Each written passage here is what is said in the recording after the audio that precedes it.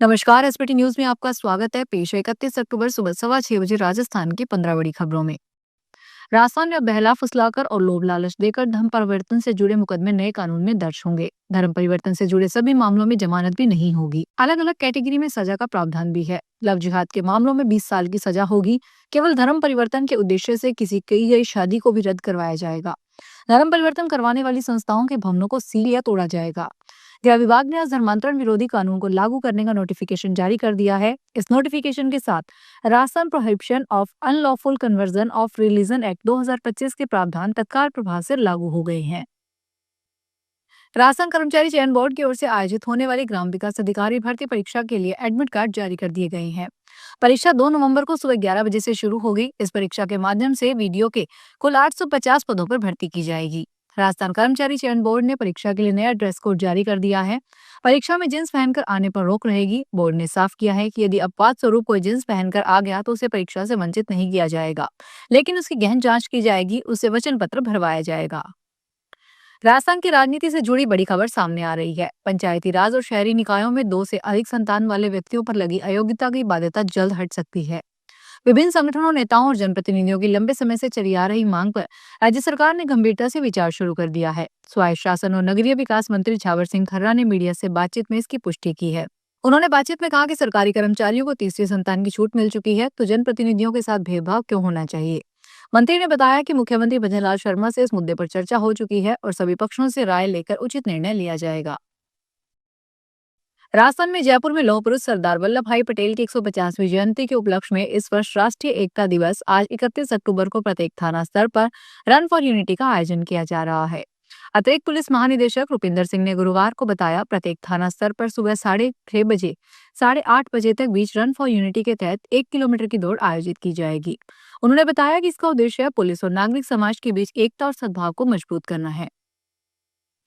परिवहन विभाग और प्राइवेट बस ऑपरेटर्स के बीच चल रही खींचतान थमने का नाम नहीं ले रही। इसी बीच ऑल इंडिया टूरिस्ट परमिट बस ओनर एसोसिएशन ने 31 अक्टूबर से सभी तरह के बसों का संचालन बंद करने की घोषणा कर दी है। यानी गुरुवार आधी रात बाद निजी बसों का संचालन नहीं होगा।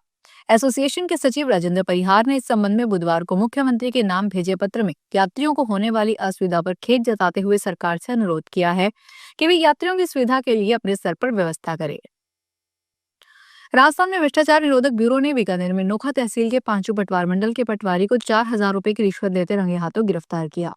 ब्यूरो के पुलिस महानिदेशक गोविंद गुप्ता ने गुरुवार को बताया कि ब्यूरो को बीकानेर इकाई में परिवार ने शिकायत की है कि उसकी पांचू में कृषि भूमि में बिजली के टावर के नीचे आई भूमि के मुआवजे की चौथी किश्त करीब 50,000 रुपए लेने के लिए पांचू पटवारी अंबालाल मीणा रिपोर्ट तैयार करने की एवज में 4,000 रुपए की रिश्वत मांग रहा है।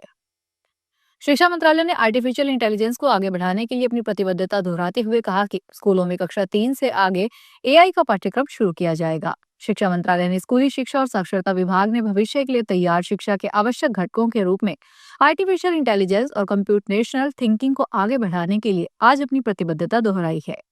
मंत्रालय के सूत्रों ने कहा कि आर्टिफिशियल इंटेलिजेंस और कंप्यूटेशनल थिंकिंग सीखने, सोचने और सिखाने की अवधारणा को सुदृढ़ करेगी और धीरे धीरे सार्वजनिक हित के लिए एआई के विचार की ओर विस्तारित होगी।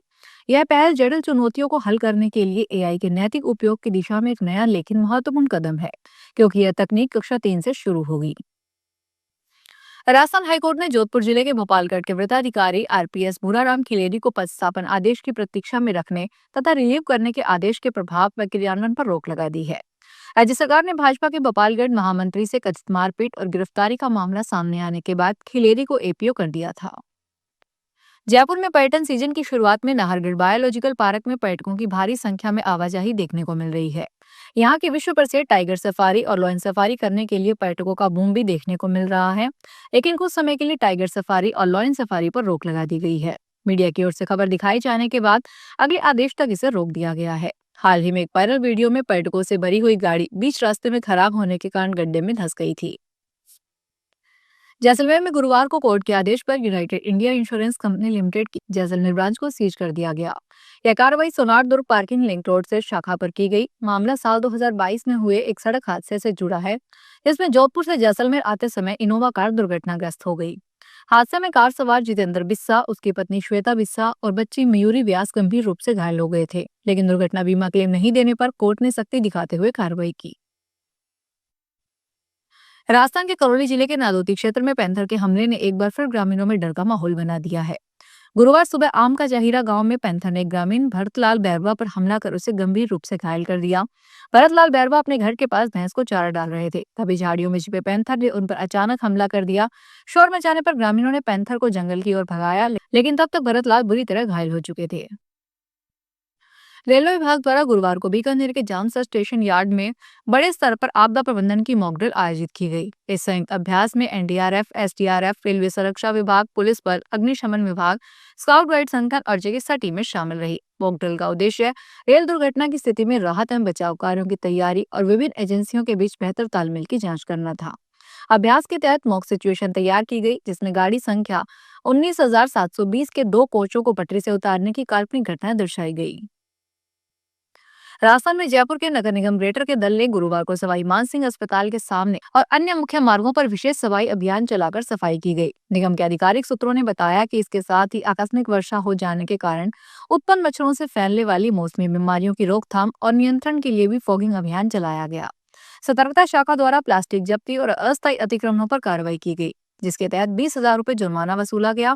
6 कैंटर सामान जब्त किया गया। साथ ही कचरा न फैलने के लिए दुकानदारों और आसपास के व्यापारियों को समझाया गया। देश की दूसरी वंदे भारत स्लीपर ट्रेन अब ट्रायल के लिए तैयार है। आधुनिक सुविधाओं से लैस यह ट्रेन जल्द ही परीक्षण के लिए मध्य प्रदेश के खजुराहो पहुंची। खास बात यह है कि दूसरी वंदे भारत स्लीपर ट्रेन का राजस्थान में भी ट्रायल होगा। ट्रायल के दौरान यह ट्रेन 180 किलोमीटर प्रति घंटे की रफ्तार से दौड़ती नजर आएगी। बता दें कि इंटीग्रल कोच फैक्ट्री और भारत अर्थ मूवर्स लिमिटेड ने संयुक्त रूप से दूसरी वंदे भारत स्लीपर ट्रेन का निर्माण किया है। पाली जिले के सालेडी कस्बे में गुरुवार दोपहर एक दर्दनाक हादसे ने पूरे इलाके को झकझोर दिया। दूध गर्म करने के दौरान बॉयलर में अचानक करंट आने से डेयरी पर काम कर रहे 2 सगे भाइयों की मौत हो गई, जबकि तीसरा साथी समय रहते बच गया। एएसआई ईश्वर सिंह राणावत ने बताया कि कस्बे के पंसल सर्कल से बाबू डेयरी को दूधाराम निवासी 2 सगे बाबूलाल चौधरी व मनीष चौधरी अपने मामा पेमाराम के साथ मिलकर चला रहे थे। तो ये थी राजस्थान की 15 बड़ी खबरें। अगर आपको हमारा बुलेटिन पसंद आया हो तो वीडियो को लाइक करें, अपने दोस्तों से शेयर करें और चैनल को सब्सक्राइब करना ना भूलें। फिर मिलेंगे नई खबरों के साथ। धन्यवाद।